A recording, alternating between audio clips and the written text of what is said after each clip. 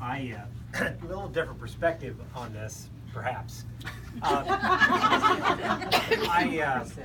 I started with KOA a long time ago, I often wondered. Every year, I sort of felt like, are we going to be here next year?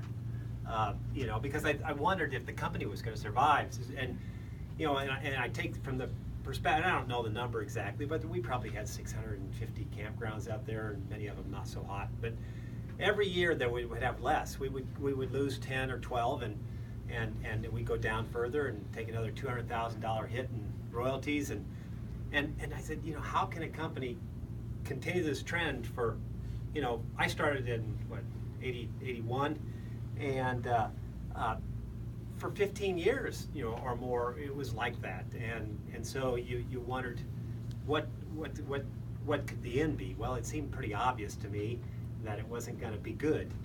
And so when this fact that we have come back to hit 500 campgrounds, and as Chris suggested, they're not just the 500, just random campgrounds. They're 500 very good campgrounds today, and the brand is much stronger. And what this symbolizes is that we're doing things right. And so that's why this is so nice to have, and something that I never thought we'd get to, quite honestly. I mean, I thought, we're never going to make 500, and what do you know? Here we are.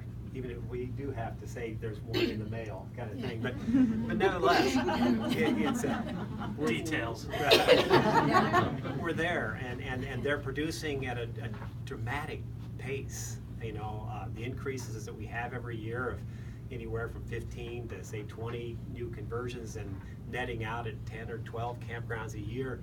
Just keeps on adding to our business, and our growth has been phenomenal. We're always looking at sort of same store growth. Everybody who knows this flashlight, and we talk about the occupancy and the rate and the yield on it, but this is really the gross of all campgrounds, the contribution to KOA, and when we're adding campgrounds, it's hard to go backwards. So it speaks to the fact that the value of the brand is attractive to independents, and there's no better compliment than we can get than that. So here's to KOA. Yay.